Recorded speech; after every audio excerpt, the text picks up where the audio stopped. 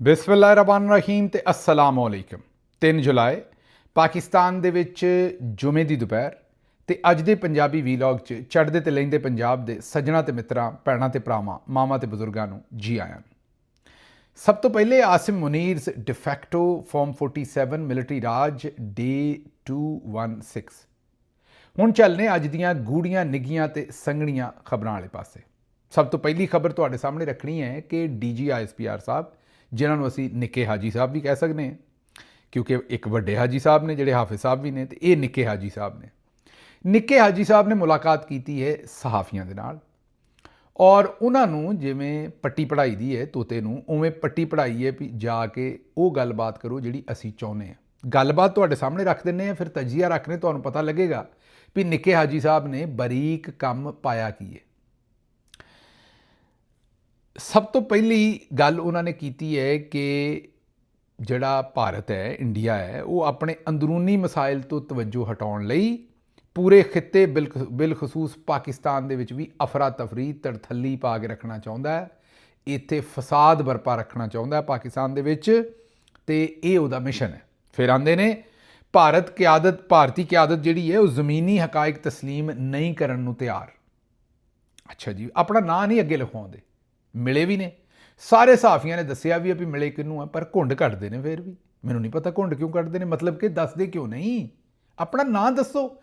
Securities ਰਾਏ ਅੱਗੇ ਲਿਖਾਉਂਦੇ ਨੇ, securities ਰਾਏ ਵੀ ਆਪਣਾ ਨਾਂ ਲਿਖ ਕੇ ਗੱਲ ਕਰੋ। ਅੱਛਾ, ਅੱਗੇ ਚੱਲਦੇ ਹਾਂ। ਭਾਰਤ ਇੱਕ ਹਿੰਦੂਤਵਾ ਦੀ ਨਾਕਾਮ ਰਿਆਸਤ ਹੈ, ਤਾਹਮ ਇਹਨੂੰ ਆਪਣੇ ਆਪ ਨੂੰ ਵੱਡਾ ਦਿਖਾਉਣ ਦੀ ਆਦਤ ਹੋ ਚੁੱਕੀ ਹੈ। ਆਉਂਦੇ ਨੇ ਵੱਡਾ ਕਰਕੇ ਵਿਖਾਉਂਦੇ ਨੇ ਆਪਣੇ ਆਪ ਨੂੰ, ਲੇਕਿਨ ਅਸਲ ਇਹ ਇੱਕ ਨਾਕਾਮ ਰਿਆਸਤ ਬਣ ਚੁੱਕੀ ਹੈ ਭਾਰਤ। ਫਿਰ ਅੱਗੇ ਲਿਖਿਆ ਸਿਕਿਉਰਿਟੀਜ਼ ਰਾਏ। ਅੱਛਾ, ਹੁਣ ਮੇਰਾ ਤੁਹਾਡੇ ਕੋਲੋਂ ਸਵਾਲ ਹੈ, ਇਹ ਜਿਹੜੀਆਂ ਹੁਣ ਤੱਕ ਤਿੰਨੋਂ ਗੱਲਾਂ ਉਹਨਾਂ ਕਹੀਆਂ ਨੇ, ਨੰਬਰ 1 ਕਿ ਪਾਕਿਸਤਾਨ 'ਚ ਫਸਾਦ ਫੈਲਾਉਂਦੇ ਨੇ, ਨੰਬਰ 2 ਜ਼ਮੀਨੀ ਹਕਾਇਕ ਨੂੰ ਤਸਲੀਮ ਨਹੀਂ ਕਰਦੇ, ਨੰਬਰ 3 ਹਿੰਦੂਤਵਾ ਦੀ ਨਾਕਾਮ ਰਿਆਸਤ ਹੈ ਤੇ ਵੱਡਾ ਕਰ, ਇਹਦੇ 'ਤੇ ਮੈਨੂੰ ਦੱਸੋ ਤੁਸੀਂ ਜਾਂ ਮੈਂ ਡਿਸਐਗਰੀ ਕਰਨੇ? ਨਹੀਂ, ਕੋਈ ਇੱਕ ਪਾਕਿਸਤਾਨੀ ਵੀ ਹੈਗਾ ਜਿਹੜਾ ਇਸ ਗੱਲ 'ਤੇ ਐਗਰੀ ਨਹੀਂ ਕਰਦਾ? ਨਹੀਂ। ਤੇ ਫਿਰ ਸਾਨੂੰ ਦੱਸਦੇ ਕਿਉਂ?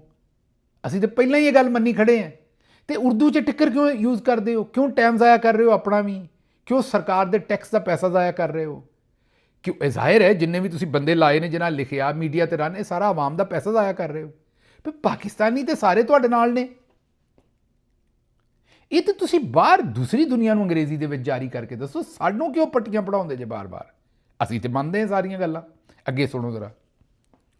ਭਾਰਤੀ ਰਿਆਸਤ ਦੀ ਨਾਕਾਮੀ ਦੀ ਵਜੂਹਾਤ ਵੱਧਦੀ ਹੋਈ ਅਦਮੇ ਬਰਦਾਸ਼ਤ ਤੇ ਮਜ਼ਹਬੀ ਸ਼ਿੱਦਤ ਪਸੰਦੀ ਹੈ ਸਿਕਿਉਰਿਟੀਜ਼ ਰਾਏ। ਤੁਸੀਂ ਇਹ ਗੱਲ ਮੰਨਦੇ ਹੋ ਕਿ ਨਹੀਂ? ਮੈਂ ਤਾਂ ਮੰਨਦਾ।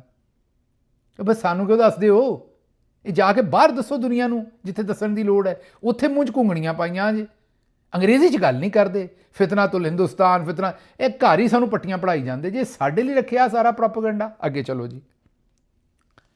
ਹਿੰਦੂਤਵਾ ਨਜ਼ਰੀਏ ਨੇ ਭਾਰਤ ਦੇ ਸੈਕੂਲਰ ਚਿਹਰੇ ਨੂੰ ਮਸਖ ਕਰ ਦਿੱਤਾ ਹੈ। ਅੱਛਾ ਜੀ, ਅਸੀਂ ਐਗਰੀ ਕਰਨੇ, ਬਿਲਕੁਲ ਮੋਦੀ ਨੇ ਕੀਤਾ ਪਿਛਲੇ 15 ਸਾਲਾਂ 'ਚ, ਪਰ ਸਾਨੂੰ ਕਿਉਂ ਦੱਸਦੇ ਹੋ? ਅਸੀਂ ਤਾਂ ਪਹਿਲਾਂ ਹੀ ਐਗਰੀ ਕਰਨੇ ਆ। ਇਹ ਦਵਾਈ ਜਿਹੜਾ ਵੀ ਮਜੂਨ ਬਣਾਉਂਦੇ ਹੋ ਸਾਡੇ 'ਤੇ ਹੀ ਵਰਤਦੇ ਹੋ। ਮੈਨੂੰ ਦੱਸੋ ਵੀ ਇਹ ਕਿਸੇ ਹੋਰ 'ਤੇ ਵਰਤੋ ਜਾ ਕੇ। ਅੱਗੇ ਚਲੋ ਜੀ। ਭਾਰਤ ਦੀ ਫੌਜ ਨੇ BJP ਦੀ ਮੁਤਸ਼ੱਦਦ ਔਰ ਮਜ਼ਹਬੀ ਸਿਆਸਤ ਦੀ ਨਜ਼ਰ ਹੋ ਚੁੱਕੀ ਹੈ ਵੀ ਉੱਥੇ ਜਿਹੜੀ BJP ਪਾਰਟੀ ਹੈ ਮੋਦੀ ਦੀ, ਉਹਨਾਂ ਦੀ ਜਿਹੜੀ ਇੰਤਹਾ ਪਸੰਦ ਸਾਰੀ ਦੀ ਸਾਰੀ ਗੇਮ ਹੈ ਜਾਂ ਪਾਲਿਸੀ ਹੈ, ਉਹ ਭਾਰਤ ਦੀ ਪੂਰੀ ਆਰਮੀ ਦੇ ਉੱਤੇ ਵੀ ਚੜ੍ਹ ਗਈ ਹੈ। ਗੱਲ ਠੀਕ ਹੈ, ਇਹਦੇ ਨਾਲ ਵੀ ਮੈਂ ਐਗਰੀ ਕਰਨਾ ਹੈ। ਪ੍ਰਾਈਮ ਮਿਨਿਸਟਰ ਇਮਰਾਨ ਖਾਨ ਵੀ ਇਹਦੇ ਨਾਲ ਐਗਰੀ ਕਰਦੇ ਨੇ। ਉਹ ਕਹਿੰਦੇ ਰਹੇ ਨੇ ਇਹ ਹਿੰਦੂਤਵਾ ਦਾ ਲਫ਼ਜ਼ ਹੀ ਉਹਨਾਂ ਨੇ ਪਾਕਿਸਤਾਨ 'ਚ ਇਸਤੇਮਾਲ ਕਰਨਾ ਸ਼ੁਰੂ ਕੀਤਾ ਸੀ, ਜਿਹੜਾ ਅੱਜ ਤੁਸੀਂ ਕਰ ਰਹੇ ਹੋ। ਉਹ ਬਸ ਸਾਨੂੰ ਫਿਰ ਕਿਉਂ ਦੱਸਦੇ ਹੋ? ਅਸੀਂ ਤਾਂ ਪਹਿਲਾਂ ਹੀ ਐਗਰੀ ਕਰਦੇ ਹਾਂ ਇਸ ਗੱਲ 'ਤੇ। ਅੱਗੇ ਚੱਲੀਏ। ਭਾਰਤ ਦੀ ਰਿਆਸਤ ਦਰ ਹਕੀਕਤ ਇੱਕ ਪੁਲਿਸ ਸਟੇਟ ਦਾ ਨਾਂ ਹੈ, ਜਿਹਦੇ 'ਚ ਆਜ਼ਾਦੀ ਰਾਏ, ਫਰੀडम ਆਫ ਪ੍ਰੈਸ, ਰਿਆਸਤੀ ਕੰਟਰੋਲ ਜਿਹੜਾ ਉਹਦੇ ਵਿੱਚ ਚਲਾ ਗਿਆ ਸਾਰਾ। ਕੋਈ ਰਿਆਸਤ ਕੰਟਰੋਲ ਕਰਦੀ, ਉੱਥੇ ਮੀਡੀਆ ਨੂੰ ਖੁੱਲ੍ਹ ਕੇ ਗੱਲ ਨਹੀਂ ਕਰਨ ਦਿੰਦੇ। ਅਸੀਂ ਐਗਰੀ ਕਰਦੇ ਹਾਂ ਭਾਰਤ ਦੇ ਵਿੱਚ ਇਹੀ ਹੈ ਸਾਰਾ ਕੁਝ, ਨਹੀਂ ਖੁੱਲ੍ਹ ਕੇ ਲਿਖਣ ਦਿੰਦੇ। ਪਰ ਭਾਈ ਪਾਕਿਸਤਾਨ 'ਚ ਕੀ ਹੈ? ਇੱਥੇ ਤੁਸੀਂ ਕੰਮ ਉਹਨਾਂ ਨਾਲ ਵੀ ਚੁੱਕ ਦਿੱਤਾ ਹੈ। ਇੰਡੀਆ 'ਚ ਜੋ ਹੈ ਤੁਸੀਂ ਪਾਕਿਸਤਾਨ 'ਚ ਕੰਮ ਉਹਨਾਂ ਨਾਲ ਵੀ ਚੁੱਕ ਦਿੱਤਾ ਹੈ ਤੇ ਦੱਸਦੇ ਸਾਨੂੰ ਉਹ ਸਾਰਾ ਕੁਝ ਹੈ। ਤੇ ਤੁਸੀਂ ਕਮਲੇ ਹੋ ਜਾਂ ਅਸੀਂ ਕਮਲੇ ਹਾਂ? ਅੱਗੇ ਚੱਲਨੇ ਜੀ। ਦੁਨੀਆ ਦਾ ਅਗਲਾ ਸਭ ਤੋਂ ਬੜਾ ਕਤਲੇਆਮ ਭਾਰਤ 'ਚ ਹੋਣ ਦਾ ਖਦਸ਼ਾ ਹੈ, ਜਿਹਨੂੰ ਨਜ਼ਰਅੰਦਾਜ਼ ਕੀਤਾ ਜਾਂਦਾ ਹੈ। ਬਿਲਕੁਲ ਇਹ ਗੱਲ ਠੀਕ ਹੈ ਵੀ ਉੱਥੇ ਹਿੰਦੂ ਮੁਸਲਿਮ ਫਸਾਦਾਤ ਆਏ ਦਿਨ ਹੁੰਦੇ ਨੇ, शिद्दत पसंद बीजेपी ਦੀਆਂ ਪਾਲਿਸੀਆਂ ਨੇ, ਬਿਲਕੁਲ ਇਹ ਕੰਮ ਹੋ ਸਕਦਾ। ਇਸ ਕਤਲੇਆਮ ਦੀ ਸ਼ਿੱਦਤ ਗਜ਼ਾ ਤੇ ਫਲਸਤੀਨ ਤੋਂ ਵੀ ਵੱਧ ਸਕਦੀ ਹੈ। ਗੱਲ ਠੀਕ ਹੈ, ਅਸੀਂ ਇਹ ਵੀ ਮੰਨਦੇ ਹਾਂ। ਹਿੰਦੁਸਤਾਨ 'ਚ ਪਾਈ ਜਾਣ ਵਾਲੀ ਤਫਰੀਕ ਤੇ ਅਕਲੀਅਤਾਂ ਤੇ ਹੋਣ ਵਾਲੇ ਜ਼ੁਲਮ ਸਿਤਮ ਹਿੰਦੁਸਤਾਨ ਦੀ ਮਸੀਦ ਤਕਸੀਮ ਦਾ ਸ਼ਾਖਸਾਨਾ ਬਣਨਗੇ। ਇਹ ਵੀ ਗੱਲ ਠੀਕ ਹੈ। ਜਦੋਂ ਤੰਗ ਕਰਨਗੇ ਅਕਲੀਅਤਾਂ ਨੂੰ ਤੇ ਕੁਝ ਤਾਂ ਵਿਚਾਰੇ ਕਰਨਗੇ, ਅਸੀਂ ਐਗਰੀ ਕਰਨੇ। ਭਾਈ ਜਾ ਕੇ ਗੋਰਿਆਂ ਨੂੰ ਦੱਸੋ, ਯੂਰਪ 'ਚ ਦੱਸੋ, ਅਮਰੀਕਾ 'ਚ ਦੱਸੋ, ਇੱਥੇ ਅੰਬੈਸਡਰਾਂ ਨੂੰ ਸੱਦ ਕੇ ਦੱਸੋ, ਅੰਗਰੇਜ਼ੀ 'ਚ ਦੱਸੋ। ਉਹ ਸਾਨੂੰ ਕਿਉਂ ਦੱਸਦੇ ਜੇ ਅਸੀਂ ਤੁਹਾਡੇ ਨਾਲ ਹੈ ਇਸ ਗੱਲ ਤੇ? ਪੂਰੀ ਕੌਮ ਨਾਲ ਹੈ। ਅੱਗੇ ਤੁਰੋ ਜੀ। ਭਾਰਤ ਦੇ ਮੁਸਲਮਾਨਾਂ ਵਾਸਤੇ ਜ਼ਿੰਦਾ ਰਹਿਣ ਦੀ ਪਹਿਲੀ ਸ਼ਰਤ ਹਿੰਦੂਤਵਾ ਸੋਚ ਦੇ ਸਾਹਮਣੇ ਆਪਣੀ ਵਫਾਦਾਰੀ ਦਾ ਸਬੂਤ ਦੇਣਾ। ਇਹ ਵੀ ਗੱਲ ਠੀਕ ਹੈ। ਮਕਬੂਜ਼ਾ ਕਸ਼ਮੀਰ ਦੇ ਆਵਾਮ ਦੁਨੀਆ ਦੀ ਸਭ ਤੋਂ ਵੱਡੀ ਫੌਜੀ ਛਾਉਣੀ 'ਚ ਮੈਸੂਰ ਨੇ, ਜਿੱਥੇ 7 ਤੋਂ 8 ਫਰਦ ਤੇ ਇੱਕ ਫੌਜੀ ਅਹਿਲਕਾਰ। ਇਹ ਵੀ ਸਾਰੀ ਉਮਰ ਤੋਂ ਅਸੀਂ ਤੁਹਾਡੇ ਨਾਲ ਐਗਰੀ ਕਰਦੇ ਹਾਂ। ਹੁਣ ਨਾਲ ਸਾਨੂੰ ਇਹ ਵੀ ਗੱਲ ਜੋੜਨੀ ਪੈਂਦੀ ਵੀ ਤੁਸੀਂ ਆਜ਼ਾਦ ਕਸ਼ਮੀਰ 'ਚ ਵੀ ਇਹੀ ਕੰਮ ਕਰਨ ਨੂੰ ਤੁਰ ਪਏ ਹੋ ਜੋ ਇੰਡੀਆ ਉੱਥੇ ਕਰਦਾ ਸੀ। ਚਲੋ ਉਹਨੇ ਨਹੀਂ ਤਾਂ ਉਹਦੇ ਨਾਲ ਰਲਦੇ ਮਿਲਦੇ ਕੰਮ ਸ਼ੁਰੂ ਕਰ ਦਿੱਤੇ ਨੇ ਤੁਸੀਂ। ਭਾਰਤੀ ਆਜ਼ਾਦੀ ਦੀ ਤਹਿਰੀਕ ਨੂੰ ਛੁਪਾਉਣ ਵਾਸਤੇ ਪਾਕਿਸਤਾਨ ਦਾ ਨਾਂ ਲੈ ਕੇ ਮੁਖਤਲਿਫ ਝੂਠੇ ਡਰਾਮੇ ਕਰਦਾ ਹੈ, ਫਾਲਸ ਫਲੈਗ ਆਪਰੇਸ਼ਨ ਕਰਦਾ ਹੈ, ਢੋਂਗ ਰਚਾਉਂਦਾ ਹੈ ਤੇ ਦੁਨੀਆ ਦੀ ਤਵੱਜੋ ਹਟਾਉਂਦਾ ਹੈ। ਕੋਈ ਸ਼ੱਕ ਨਹੀਂ ਇਹਦੇ ਵਿੱਚ। ਇਹਦੇ ਵੀ ਅਸੀਂ ਐਗਰੀ ਕਰਨੇ ਕਿ ਇੰਡੀਆ ਕਰਦਾ ਇੰਜ। ਪਰ ਤੁਸੀਂ ਵੀ ਇਸ ਵੇਲੇ ਆ ਜਿਹੜੇ ਉਰਦੂ 'ਚ ਟਿੱਕਰ ਛੱਡ ਕੇ ਤੁਸੀਂ ਵੀ ਕੋਈ ਢੋਂਗੀ ਸਰਕਾਰ, ਫਿਰ ਕੋਈ ਹੋਰ ਹੀ ਗੱਲ। ਸਾਨੂੰ ਦੁਨੀਆ ਨੂੰ ਛੱਡੋ, ਤੁਸੀਂ ਆਪਣਿਆਂ ਨੂੰ ਹੀ ਵੇਚਦੇ ਰਹਿੰਦੇ ਜੇ ਸੌਦਾ।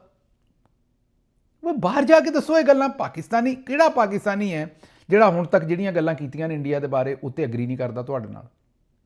ਕਿਹੜਾ ਪਾਕਿਸਤਾਨੀ ਆਂਦਾ ਕਸ਼ਮੀਰ 'ਚ ਜ਼ੁਲਮ ਨਹੀਂ ਕਰਦੇ? ਕਿਹੜਾ ਪਾਕਿਸਤਾਨੀ ਆਂਦਾ ਮੁਸਲਮਾਨਾਂ ਨਾਲ ਜ਼ੁਲਮ ਨਹੀਂ ਕਰਦੇ? ਕਿਹੜਾ ਪਾਕਿਸਤਾਨੀ ਆਂਦਾ ਵੀ ਉੱਥੇ ਫਰਿੱਜ ਦੇ ਵਿੱਚੋਂ ਉਹ ਉੱਥੇ ਜਿਹੜਾ ਬੀਫ ਨਿਕਲ ਆਵੇ ਤੇ ਉਹ ਬੰਦੇ ਮਾਰ ਦਿੰਦੇ ਨੇ, ਲਿੰਚ ਕਰਦੇ? ਕਿਹੜਾ ਬੰਦਾ ਜਿਹੜਾ ਇਹ ਗੱਲਾਂ ਨਹੀਂ ਮੰਨਦਾ ਤੁਹਾਡੀਆਂ? ਤੇ ਇੱਥੇ ਕਿਉਂ ਵੇਚਦੇ ਜੇ ਸੌਦਾ ਉਰਦੂ ਦੇ ਵਿੱਚ? ਇਹ ਲੌਂਡੇ ਲਪਾੜੇ ਨੂੰ ਸਾਰੇ ਲੌਂਡਾ ਲਪਾੜਾ ਵਿਚਾਰਾ ਕਿਹੜਾ ਅੰਗਰੇਜ਼ੀ 'ਚ ਪ੍ਰੋਗਰਾਮ ਕਰਦਾ ਹੈ? ਇਹਨਾਂ ਨੂੰ ਕੀ ਦੱਸਦੇ ਜੇ? ਇਹ ਤੁਸੀਂ ਇੰਟਰਨੈਸ਼ਨਲ ਮੀਡੀਆ ਨੂੰ ਬੁਲਾ ਕੇ ਉਹਨਾਂ ਨਾਲ ਗੱਲ ਕਰੋ। ਇਹਦਾ ਮਤਲਬ ਹੈ ਸੌਦਾ ਸਾਨੂੰ ਵੇਚਣਾ ਚਾਹੁੰਦੇ ਜੇ ਤੁਸੀਂ। ਪਰ ਹੁਣ ਸਵਾਲ ਹੈ ਵੀ ਉਹ ਕਿਉਂ? ਇਹ ਇੰਡੀਆ ਵਾਲਾ ਮੰਜ਼ਲ ਵਾਪਸ ਕਿਉਂ ਆ ਰਿਹਾ ਮਾਰਕੀਟ ਦੇ ਵਿੱਚ? ਪਹਿਲਾਂ ਤੇ ਅਫਗਾਨਿਸਤਾਨ ਦਾ ਰਿਹਾ ਕਾਫੀ ਦੇਰ, ਹੁਣ ਇੱਕਦਮ ਫਿਰ ਇੰਡੀਆ ਆ ਗਿਆ ਮਾਰਕੀਟ ਦੇ ਵਿੱਚ। ਇਹ ਗੱਲ ਕੀ ਬਣ ਰਹੀ ਹੈ? ਤੇ ਅੱਗੋਂ ਸੋਚਨੇ ਹੋਰ ਵੀ ਬੜੀਆਂ ਲੰਮੀਆਂ ਗੱਲਾਂ ਨੇ। ਰਿਆਸਤ ਪਾਕਿਸਤਾਨ ਔਰ ਇਹਦੀ ਆਵਾਮ ਭਾਰਤ ਤੋਂ ਨਾ ਕਦੀ ਮਰੂਬ ਹੋਣਗੇ, ਨਾ ਕਦੀ ਹੋਏ ਨੇ ਤੇ ਨਾ ਕਦੀ ਹੋਣਗੇ। ਇਹ ਵੀ ਗੱਲ ਠੀਕ ਹੈ। ਅਸੀਂ ਕਿਉਂ ਮਰੂਬ ਹੋਵਾਂਗੇ ਪਾਕਿਸਤਾਨੀ ਉਹਨਾਂ ਦੇ ਕੋਲੋਂ? ਸਵਾਲ ਤੁਹਾਡੇ ਕੋਲੋਂ ਇੱਕ ਹੈ ਵੀ ਇਹ ਸਾਡੇ ਕੰਨਾਂ ਦੇ ਵਿੱਚ ਇਹ ਗੱਲਾਂ ਕਿਉਂ ਕਰਦੇ ਜੇ? ਜਿੱਥੇ ਕਰਨੀ ਉੱਥੇ ਤੁਹਾਨੂੰ ਦੰਦਲ ਪਈ ਹੈ, ਉੱਥੇ ਗੱਲ ਨਹੀਂ ਕਰਦੇ। ਇਹਦਾ ਮਤਲਬ ਹੈ, ਇਸ ਗੱਲ ਤੋਂ ਸਮਝ ਇਹ ਆਉਂਦੀ ਹੈ ਵੀ ਇਹਦਾ ਮਤਲਬ ਇਹ ਹੈ ਕਿ ਇਹ ਗੱਲ ਦੇ ਵਿੱਚ ਕੋਈ ਹਕੀਕਤ ਨਹੀਂ, ਮਤਲਬ ਕਿ ਪਰਪਸ ਨਹੀਂ ਤੁਹਾਡਾ। ਇਹ ਗੱਲਾਂ ਤੇ ਹਿੰਦੁਸਤਾਨ ਦੇ ਬਾਰੇ ਠੀਕ ਕੀਤੀਆਂ ਨੇ, ਲੇਕਿਨ ਤੁਸੀਂ ਇਹਨੂੰ ਕੋਈ ਅੰਦਰ ਸੌਦਾ ਵੇਚਣ ਲਈ ਇਸਤੇਮਾਲ ਕਰ ਰਹੇ ਜੇ। ਹੋਰ ਗੱਲ ਕੋਈ ਨਹੀਂ, ਇਹ ਮੈਨੂੰ ਸਮਝ ਆ ਰਹੀ ਹੈ, ਹੋਰ ਗੱਲ ਕੋਈ ਨਹੀਂ। ਐਕਸਪੋਰਟ ਦੇ ਟਾਰਗੇਟ ਜਿਹੜੇ ਨੇ ਜੀ, ਉਹ ਅਗਲੇ ਮਾਲੀ ਸਾਲ ਦੇ ਪਿਛਲੇ ਮਾਲੀ ਸਾਲ ਦੇ ਮੁਕਾਬਲੇ ਦੇ ਵਿੱਚ, ਜਿਹੜਾ ਮਾਲੀ ਸਾਲ ਹੈ ਹੁਣ, ਇਹਦੇ ਵਿੱਚ ਐਕਸਪੋਰਟ 4 ਅਰਬ 87 ਕਰੋੜ ਡਾਲਰ ਘਟ ਗਈ ਹੈ। ਮਤਲਬ 5 ਅਰਬ ਡਾਲਰ ਘਟ ਗਈ ਹੈ ਮਾਸ਼ਾਅੱਲਾ।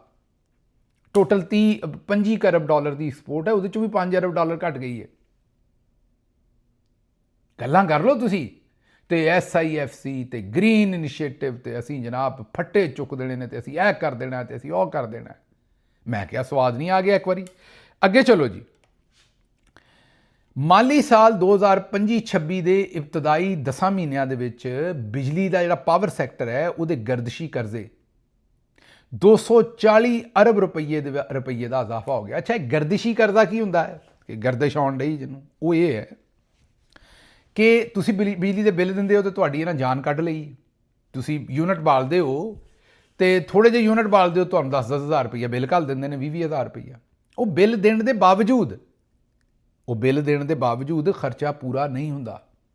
ਜਿਹੜਾ ਤੁਸੀਂ ਬਿੱਲ ਦਿੰਦੇ ਹੋ ਨਾ ਸਾਰੇ, ਉਹਦੇ ਬਾਵਜੂਦ ਇਹਨਾਂ ਦਾ ਨਿਕਾਲ ਨਹੀਂ ਪੂਰਾ ਹੁੰਦਾ, ਨਿਕਾਲ ਟੁੱਟਿਆ ਹੀ ਰਹਿੰਦਾ ਇਹਨਾਂ ਦਾ।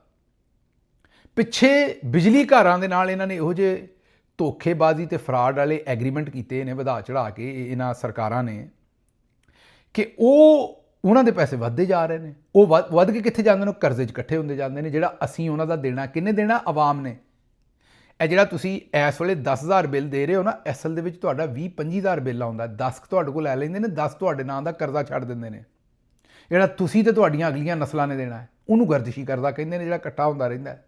ਬਿੱਲਾਂ ਦੇ ਪੇ ਕਰਨ ਦੇ ਬਾਵਜੂਦ ਜਿਹੜੇ ਪੈਸੇ ਖਰਚੇ ਦੇ ਵਿੱਚੋਂ ਬਚ ਜਾਂਦੇ ਨੇ ਬਿਜਲੀ ਦੇ, ਮਤਲਬ ਕਿ ਖਰਚਾ ਜਿਹੜਾ ਬਹੁਤਾ ਹੁੰਦਾ ਹੈ, ਉਹਨੂੰ ਗਰਦਿਸ਼ੀ ਕਰਦਾ ਹੈ। ਮੈਂ ਆਮ ਲਫ਼ਜ਼ਾਂ ਦੇ ਵਿੱਚ ਸਮਝਾ ਰਿਹਾ, ਜ਼ਾਹਿਰ ਹੈ ਇਹਦੀ ਟੈਕਨੀਕਲ ਇਹਦੀ ਜਿਹੜੀ ਡੈਫੀਨੇਸ਼ਨ ਹੈ ਉਹ ਬਿਲਕੁਲ ਮੁਖਤਲਿਫ ਹੈ, ਲੇਕਿਨ ਇਹ ਤੁਹਾਨੂੰ ਆਮ ਪਿੰਡਾਂ 'ਚ ਬੈਠੇ ਬੰਦਿਆਂ ਨੂੰ ਵੀ ਸਮਝ ਆ ਜਾਏ ਵੀ ਇਹ ਅਸਲ ਦੇ ਵਿੱਚ ਕੀ ਹੈ। ਉਹ ਗਰਦਿਸ਼ੀ ਕਰਜ਼ਾ ਜਿਹੜਾ 240 ਅਰਬ ਰੁਪਈਆ ਸਿਰਫ 10 ਮਹੀਨਿਆਂ 'ਚ ਵੱਧ ਗਿਆ ਹੈ। ਮਜਮੂਈ ਗਰਦਿਸ਼ੀ ਕਰਜ਼ਾ ਜਿਹੜਾ 1854 ਅਰਬ ਤੱਕ ਪਹੁੰਚ ਗਿਆ ਹੈ। 1854 ਅਰਬ। ਇੱਕ ਦਿਨ ਇਹ ਤੁਹਾਨੂੰ ਦੱਸਿਆ ਸੀ ਕਿ ਅਗਰ 1 ਅਰਬ ਰੁਪਈਆ ਇੱਕ ਸੰਦੂਕ 'ਚ ਰੱਖ ਲਓ, ਬੈਂਕ 'ਚ ਨਾ ਰੱਖੋ ਕਿਉਂਕਿ ਬੈਂਕ 'ਚ ਤੇ ਤੁਹਾਨੂੰ ਮੁਨਾਫਾ ਲੱਭਣਾ ਹੈ, ਫਿਰ ਤੇ ਤੁਹਾਡੀਆਂ ਅਗਲੀਆਂ 50 ਨਸਲਾਂ ਵੀ ਉਸ 1 ਅਰਬ ਰੁਪਈਏ ਨੂੰ ਖਰਚ ਕਰਕੇ ਖਤਮ ਨਹੀਂ ਕਰ ਸਕਦੀਆਂ। ਲੇਕਿਨ ਅਗਰ ਤੁਸੀਂ ਸੰਦੂਕ 'ਚ ਰੱਖੋ ਤੇ ਕਿਤੇ ਵੀ ਉਹਨੂੰ ਇਨਵੈਸਟ ਨਾ ਕਰੋ, ਉਹਦੇ 'ਤੇ ਕੋਈ ਮੁਨਾਫਾ ਨਾ ਲਓ, ਕੋਈ ਕਾਰੋਬਾਰ ਨਾ ਕਰੋ, ਸੰਦੂਕ 'ਚੋਂ ਰੋਜ਼ ਦੇ 10,000 ਰੁਪਈਏ ਖਰਚ ਕਰੋ ਤੇ ਤੁਹਾਨੂੰ 273 ਸਾਲ ਲੱਗਣਗੇ 1 ਅਰਬ ਰੁਪਈਏ ਨੂੰ ਖਰਚ ਕਰਨ ਤੇ। ਅੱਗੇ ਚੱਲਨੇ ਜੀ। ਗਰਮੀ ਦੀ ਸ਼ਦੀਦ ਲਹਿਰ ਦੇ ਬਾਇਸ ਪੰਜਾਬ ਦੇ ਵਿੱਚ ਬਿਜਲੀ ਦੀ ਤਰਸੀਲ ਦਾ ਨਿਜ਼ਾਮ ਬਹਿ ਗਿਆ ਹੈ। ਸਿਰਫ ਪੰਜਾਬ ਹੀ ਨਹੀਂ, ਵੈਸੇ ਪੂਰੇ ਪਾਕਿਸਤਾਨ 'ਚ ਬਹਿ ਗਿਆ, ਪੰਜਾਬ 'ਚ ਬਹੁਤਾ ਬਹਿ ਗਿਆ। ਤਕਨੀਕੀ ਖਰਾਬੀਆਂ ਤੇ ਟਰਾਂਸਫਾਰਮਰ ਜਲਣ ਦੀ ਭਰਮਾਰ ਚੱਲ ਰਹੀ ਹੈ। ਸ਼ਹਿਰੀ 12-12 13-13 ਘੰਟੇ ਬਿਜਲੀ ਦੀ ਲੋਡ ਸ਼ੈਡਿੰਗ ਜਿਹੜੀ ਉਹ ਬਰਦਾਸ਼ਤ ਕਰ ਰਹੇ ਨੇ। ਅੱਗੇ ਸੁਣੋ, ਬਿਜਲੀ ਦੇ ਮਸਾਇਲ ਇੰਨੇ ਵੱਧ ਗਏ ਨੇ ਤੇ ਨੂਨ ਲੀਗ ਵਾਲਿਆਂ ਨੇ ਉਹਦਾ ਇੱਕ ਐਸਾ ਟੋਟਕਾ ਕੱਢਿਆ, ਐਸਾ ਹੱਲ ਦਿੱਤਾ ਹੈ ਨੂਨ ਲੀਗ ਦੇ MP MNAs ਨੇ, ਮੈਂ ਕਿਹਾ ਇੱਕ ਵਾਰ ਬੱਲੇ ਬੱਲੇ ਕਰਾ ਦਿੱਤੀ ਹੈ। ਨੂਨ ਲੀਗੀ MPA ਰਚਨਾ ਟਾਊਨ ਤੋਂ, ਸ਼ਾਦਰਾ ਦੇ ਇਲਾਕੇ ਰਚਨਾ ਟਾਊਨ ਤੋਂ, ਉਹਨਾਂ ਦੇ ਕੋਲੋਂ, ਉਹਨਾਂ ਦਾ ਨਾਂ ਹੈ MPA ਪੀਰ ਅਸ਼ਰਫ ਰਸੂਲ, ਨੂਨ ਲੀਗ ਦੇ MPA ਨੇ। ਉਹਨਾਂ ਨੂੰ ਕਿਸੇ ਨੇ ਕੰਪਲੇਨ ਕੀਤੀ ਕਿ ਜਨਾਬ ਇੱਥੇ ਤੇ 12-14 ਘੰਟੇ ਬਿਜਲੀ ਬੰਦ ਰਹਿੰਦੀ, ਟਰਾਂਸਫਾਰਮਰ ਸੜ ਗਿਆ। ਉਹਨਾਂ ਕਿਹਾ ਤੁਸੀਂ ਰਚਨਾ ਟਾਊਨ ਹੀ ਛੱਡ ਦਿਓ, ਚਲੇ ਜੋ ਛੱਡ ਕੇ ਇੱਥੋਂ। ਮੈਂ ਕਿਹਾ ਕਿਆ ਹਾਲ ਦਿੱਤਾ ਹੈ। ਸ਼ੁਕਰ ਕਰੋ ਉਹਨਾਂ ਲੋਕਾਂ ਨੂੰ ਸਿਰਫ ਰਚਨਾ ਟਾਊਨ ਛੱਡਣ ਲਈ ਕਿਹਾ, ਕਿਤੇ ਦੁਨੀਆ ਛੱਡ ਕੇ ਜਾਣ ਨੂੰ ਨਹੀਂ ਕਹਿ ਛੱਡਿਆ। ਸਮਝਦੇ ਹੋ ਨਾ, ਉਹਨਾਂ ਕੋਲੋਂ ਕੀ ਬਈਦ ਹੈ। ਉਹ ਕੱਲ ਨੂੰ ਕਹਿਣ ਦੁਨੀਆ ਛੱਡ ਕੇ ਜਾਓ ਬਈ। ਕਿਹੜਾ ਕੋਈ ਪੁੱਛਣ ਵਾਲਾ ਹੈ, ਕੋਈ ਦੱਸਣ ਵਾਲਾ ਹੈ, ਕੋਈ ਇਹਨਾਂ ਨਾਲ ਗੱਲ ਕਰਨ ਵਾਲਾ ਹੈ। ਅੱਛਾ ਜੀ, ਅਗਲੀ ਖਬਰ ਜਿਹੜੀ ਤੁਹਾਡੇ ਸਾਹਮਣੇ ਰੱਖਣੀ ਹੈ ਉਹ ਇਹ ਹੈ ਕਿ ਇਹ ਇੱਕ ਬਜ਼ੁਰਗ ਮਿਹਨਤਕਸ਼ ਜਿਹੜਾ ਇੱਥੇ ਮੁਕੱਦਮਾ ਦਰਜ ਹੋਇਆ। ਮੁਕੱਦਮਾ ਕਿਉਂ ਦਰਜ ਹੋਇਆ? ਇਹਦੇ ਨਾਲ ਪੁਲਿਸ ਵਾਲਿਆਂ ਨੇ ਇਹ ਤੈਅ ਕੀਤਾ ਸੀ ਵੀ ਤੂੰ ਇੰਸਪੈਕਟਰ ਨੂੰ ਰੋਜ਼ ਗੋਲਡ ਲੀਫ ਦੀ ਸਿਗਰਟ ਦੀ ਡੱਬੀ ਦੇਣੀ ਹੈ ਰਿਸ਼ਵਤ ਦੇ ਵਿੱਚ। ਮੁਹਰਮ ਦੇ ਮਹੀਨੇ ਦੇ ਵਿੱਚ ਰੋਜ਼ੀ ਰੋਟੀ ਘੱਟ ਲੱਭੀ, ਦਿਹਾੜੀ ਘੱਟ ਲੱਭੀ ਤੇ ਉਹ ਬਜ਼ੁਰਗ ਵਿਚਾਰਾ ਰਿਸ਼ਵਤ ਦੇ ਵਿੱਚ ਗੋਲਡ ਲੀਫ ਦੀ ਸਿਗਰਟ ਦੀ ਡੱਬੀ ਨਹੀਂ ਦੇ ਸਕਿਆ। ਉਹ ਪੁਲਿਸ ਵਾਲਿਆਂ ਨੂੰ ਦੇ ਘਰ ਪੈਗਾਮ ਘੱਲ ਕੇ ਉਹਨੂੰ ਦੱਸਿਆ ਵੀ ਤੇਰੇ ਤੇ ਪਰਚਾ ਦੇ ਛੱਡਿਆ। ਹੁਣ ਉਹ ਪਰਚਾ ਭੁਗਤਦਾ ਫਿਰਦਾ, ਪਤਾ ਨਹੀਂ ਪੂਰੀ ਨਸਲ ਨੇ ਭੁਗਤਣਾ, ਕੀ ਬਣਨਾ ਹੈ। ਉਸ ਗਰੀਬ ਨੂੰ ਸਿਗਰਟਾਂ ਦੀ ਡੱਬੀ ਦੇ ਉੱਤੇ ਆਂਦੇ ਨੇ ਵੀ ਉੱਤੇ ਪਰਚਾ ਦੇ ਦਿੱਤਾ ਕਿਉਂਕਿ ਦਿਹਾੜੀ ਨਹੀਂ ਲੱਭੀ ਤੇ ਉਹ ਵਿਚਾਰਾ ਸਿਗਰਟਾਂ ਦੀ ਡੱਬੀ ਨਹੀਂ ਦੇ ਸਕਿਆ। ਇਹ ਅੱਗੇ ਜ਼ਰਾ ਨੂਨ ਲੀਗ ਦੇ ਵਿੱਚ ਮੈਂ ਤੁਹਾਨੂੰ ਕਿਹਾ ਨਾ ਵੀ ਚਮਤਕਾਰ ਨੇ ਬੜੇ ਬੜੇ। ਇਹ BBC ਨੂਨ ਲੀਗ ਦੀ ਇੱਕ ਖਾਤੂਨ MPA ਸਾਹਿਬਾ ਨੇ, ਇਹਨਾਂ ਦਾ ਨਾਂ ਹੈ ਸਮਈਆ ਅਤਾ ਸ਼ਹਾਨੀ ਸਾਹਿਬਾ। ਇਹਨਾਂ ਨੇ ਤਕਰੀਰ ਕੀਤੀ ਅਸੈਂਬਲੀ 'ਚ ਕਿ ਮੇਰੇ ਲਈਏ ਦੀਆਂ ਸੜਕਾਂ ਚਮਕ ਗਈਆਂ ਨੇ, ਇਹੋ ਜਿਹੀਆਂ ਚਮਕ ਗਈਆਂ ਨੇ ਵੀ ਕਿਸੇ ਨੇ ਵੇਖੀਆਂ ਹੀ ਨਹੀਂ ਹੋਣੀਆਂ ਪਹਿਲਾਂ। ਇੱਕ ਬਾਬਾ ਜੀ ਲਈਏ ਤੋਂ ਸਿੱਧਾ ਹੀ ਜੁੜ ਗਏ ਇਹਨਾਂ ਨੂੰ। ਉਹਨਾਂ ਨੇ ਕਿਹਾ ਜੀ ਆਓ, ਤੁਹਾਨੂੰ ਇੱਧਰ ਆਓ ਪੁੱਤਰ, ਮੇਰੇ ਕੋਲ ਆਓ, ਮੈਂ ਤੁਹਾਨੂੰ ਵਿਖਾਉਣਾ ਵੀ ਲਈਆ ਕਿੰਨਾ ਕੁ ਚਮਕਿਆ। ਉਹਨਾਂ ਫਿਰ ਲਈਏ ਦੀ ਮੈਂ ਉਹ ਕਹਿੰਦੇ ਨਾ ਭਾਂਡੇ ਕਲੀ ਕਰਾ ਲਓ, ਪਰਾਤਾਂ ਜਿਹੜੀਆਂ ਪਰਾਤਾਂ ਵਗੈਰਾ ਨੇ ਪੁਰਾਣੀਆਂ ਉਹ ਕਲੀ ਕਰਵਾ ਲਓ ਤੇ ਚਮਕ ਜਾਂਦੀਆਂ ਨੇ। ਬਾਬਾ ਜੀ ਨੇ ਇਹ ਜਿਹੜੀ ਬਾਜੀ ਸਾਡੀ ਸ਼ਹਾਨੀ ਸਾਹਿਬਾ ਨੇ ਇਹਨਾਂ ਦੇ ਜਿੰਨੇ ਵੀ ਪਰਾਤਾਂ ਜੋ ਵੀ ਭਾਂਡੇ ਸਨ ਉਹ ਸਾਰੇ ਕਲੀ ਕਰ ਚੜੇ। ਉਹਨਾਂ ਕਿਹਾ ਆਓ ਮੇਰਾ ਪੁੱਤਰ ਇੱਧਰ ਆਓ, ਤੁਹਾਨੂੰ ਵਿਖਾਵਾਂ ਵੀ ਲਈਆ ਕਿਵੇਂ ਚਮਕ ਰਿਹਾ। ਇਹ ਜ਼ਰਾ ਸੁਣ ਲਓ। मेरे लैया की गलियां चमकती हैं तो मेरी वजीर आला मरियम नवाज साहिबा की वजह से।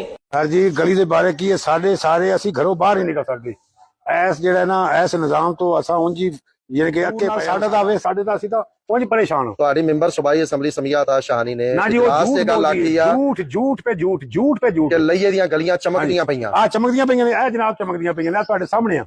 ਠੀਕ ਹੈ, ਆਨ ਦੀ ਰਿਕਾਰਡ ਹੈ ਸਾਰੇ। ਆ ਦੇਖ ਲਓ ਵੀ ਕੀ ਸ਼ੇਰ ਆ ਚਮਕਦੀਆਂ ਪਈਆਂ ਨੇ। ਹਾਂ ਪਾਣੀ ਕਮ 2-2 ਫੁੱਟ ਪਾਣੀ ਹੈ, ਇਹ ਚਮਕਦੀਆਂ ਪਈਆਂ ਨੇ। ਇਹ ਸਾਡੀ ਯਾਨੀ ਕਿ ਨਾ CM ਦਾ ਹਾਲ ਹੈ, ਇਹ ਸਾਡੀਆਂ ਗਲੀਆਂ ਦਾ ਹਾਲ ਹੈ। ਇਹ ਮਤਲਬ ਹੈ ਕਿ ਪਾਣੀ ਨੂੰ ਨਾ ਨਿਕਾਸੀ ਵਾਸਤੇ ਜਿਹੜਾ ਨਾ ਸਾਡੀਆਂ ਪਾਣੀ ਯਾਨੀ ਕਿ ਗਲੀਆਂ ਜਿਹੜੀਆਂ ਨਾ ਇਹ ਲਾਂਘਾ ਟਾਪਾ ਸਹੀ ਹੋਵੇ। ਪਾਣੀ ਕੋਈ ਨਹੀਂ, DPO ਤੱਕ ਆਪਣਾ ਡਿਪਟੀ ਕਮਿਸ਼ਨਰ ਤੱਕ ਯਾਨੀ ਕਿ ਸਾਰਿਆਂ ਨੂੰ ਫੋਨ ਕਰਕੇ ਦੇਖੇ ਨੇ, ਪੁੱਛਿਆ, ਉਹਨਾਂ ਨੇ ਕਿਹਾ ਜੀ ਆ ਰਿਹਾ ਜਾ ਰਿਹਾ ਜੀ, ਪਾਣੀ ਬਹੁਤ ਜ਼ਿਆਦਾ ਹੈ ਜੀ। ਸੁਣ ਲਿਆ ਜੀ, ਇਹ ਇਹਨਾਂ ਦੀ ਗਰਾਊਂਡ ਦੀ ਸੂਰਤ ਹਾਲ ਹੈ। ਝੂਠੋ ਝੂਠ 44। ਹਾਂ ਠੀਕ ਹੈ, ਲਾਹੌਰ ਵਗੈਰਾ 2-3 ਸ਼ਹਿਰਾਂ ਦੇ ਵਿੱਚ ਬਹੁਤਾ ਪੈਸਾ ਲਾ ਕੇ ਉੱਥੇ ਜ਼ਰਾ ਸਫਾਈ ਦਾ ਇੰਤਜ਼ਾਮ ਬਿਹਤਰ ਇਸ ਤੋਂ ਹੋਏਗਾ ਵੀ ਇੱਕ ਕੰਮ ਅੱਗੇ 10 ਰੁਪਈਆਂ 'ਚ ਹੁੰਦਾ, ਹੁਣ 10,000 'ਚ ਕਰੋਗੇ। ਮਸਲੇ ਇੱਕ ਬੰਦਾ ਲੱਖ ਰੁਪਈਆ ਘਰ ਖਰੀਦ ਕੇ ਆਪਣਾ ਲੱਖ ਰੁਪਈਆ ਕਮਾ ਕੇ ਲਿਆਉਂਦਾ। ਮੈਂ ਆਮ ਪਿੰਡਾਂ ਵਾਲਿਆਂ ਨੂੰ ਮਿਸਾਲ ਦੇਣ ਲੱਗਾ, ਜਾਂ ਜ਼ਿਮੀਂਦਾਰ ਉਹਨੇ ਫਸਲ ਬੀਜੀ ਵੇਚੀ, ਜੋ ਵੀ ਕੀਤਾ, ਉਹਨੂੰ ਸਾਲ ਦੇ ਐਂਡ ਤੇ ਮਿਲਿਆ 12 ਲੱਖ ਰੁਪਈਆ। 12 ਲੱਖ ਮਿਲਿਆ ਜਾਂ ਦੋਹਾਂ ਫਸਲਾਂ ਦਾ 6-6 ਲੱਖ ਮਿਲਿਆ ਤੇ ਉਹਨੂੰ ਸਾਲ ਦਾ 12 ਲੱਖ ਹੋ ਗਿਆ। ਮਹੀਨੇ ਦਾ ਮਤਲਬ ਉਹਦਾ ਲੱਖ ਰੁਪਈਆ ਇਨਕਮ ਆ ਗਈ।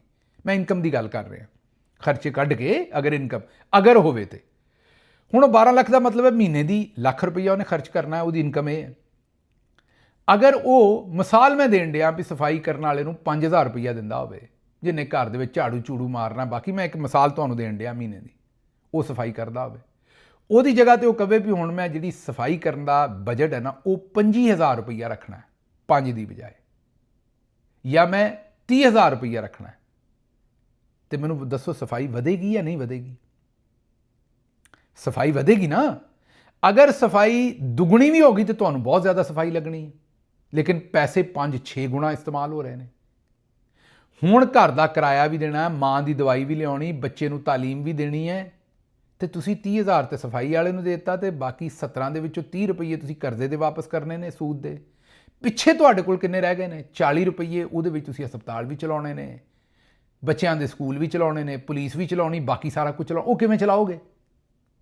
ਇਹ ਲੋਕੀ ਵੀ ਕਮਲੇ ਨੇ ਤੇ ਇਹਨਾਂ ਨੇ ਲੋਕਾਂ ਨੂੰ ਬਹੁਤਾ ਕਮਲਾ ਬਣਾਇਆ। ਸੁਥਰਾ ਪੰਜਾਬ, ਸੁਥਰਾ ਪੰਜਾਬ। ਉਹ ਬਈ ਇਹ ਤੇ ਵੇਖੋ ਪੈਸਾ ਕਿੰਨਾ ਖਰਚ ਕਰ ਰਹੇ ਨੇ। ਜਦੋਂ ਇੰਨਾ ਬੇਬਾ ਪੈਸਾ ਖਰਚ ਕਰ ਦੋਗੇ ਤਾਂ ਥੋੜੇ ਬਹੁਤ ਰਿਜ਼ਲਟ ਤੇ ਜਿਹੜੇ ਨੇ ਉਹ ਬਿਹਤਰ ਹੋਣਗੇ, ਲੇਕਿਨ ਦੂਜੇ ਪਾਸੇ ਤੁਸੀਂ ਕੰਮ ਕਿੰਨਾ ਪਾ ਦਿੱਤਾ ਹੈ, ਕਰਪਸ਼ਨ ਕਿੰਨੀ ਕਰ ਛੱਡੀ ਉਹਦੇ ਵਿੱਚੋਂ। ਹਜ਼ਰਤ ਦਾਤਾ ਗੰਜ ਬਖਸ਼ ਤੇ ਮਿਲਾਦੁਨ ਨਬੀ ਸੱਲੱਲਾਹੁ ਅਲੈਹਿ ਵਸੱਲਮ ਦੀ ਤਕਰੀਬਾਤ ਦੇ ਵਿੱਚ 1 ਕਰੋੜ ਤੋਂ ਜ਼ਾਇਦ ਮਾਲੀ ਫਰਾਡ ਬੇਜ਼ਾਬਤਗੀਆਂ ਦੀ ਇਨਕੁਆਇਰੀ ਮੁਕੰਮਲ। 3 ਅਫਸਰ ਸਸਪੈਂਡ ਕਰ ਦਿੱਤੇ ਨੇ ਜਿਨ੍ਹਾਂ ਨੇ ਉੱਥੋਂ ਮਾਲ ਪਾਣੀ ਖਾਦਾ। ਵੇਖੋ ਇਹ ਦਰਬਾਰ ਵੀ ਨਹੀਂ ਛੱਡਦੇ, ਇਹਨਾਂ ਦਾਤਾ ਸਾਹਿਬ ਨੂੰ ਵੀ ਲੁੱਟ ਲਿਆ ਹੈ। ਕੈਸੇ ਬਦਬਖਤ ਨੇ ਕਿ ਇਹ ਦਰਬਾਰ ਛੱਡ ਕੇ ਵੀ ਰਾਜ਼ੀ ਨਹੀਂ। ਇਹਨਾਂ ਦੀਆਂ ਕੀ ਗੱਲਾਂ ਕਰੀਏ। ਮੈਨੂੰ ਇੱਥੋਂ ਦਿਓ ਇਜਾਜ਼ਤ ਤੇ ਰੱਬ ਰਾਖਾ।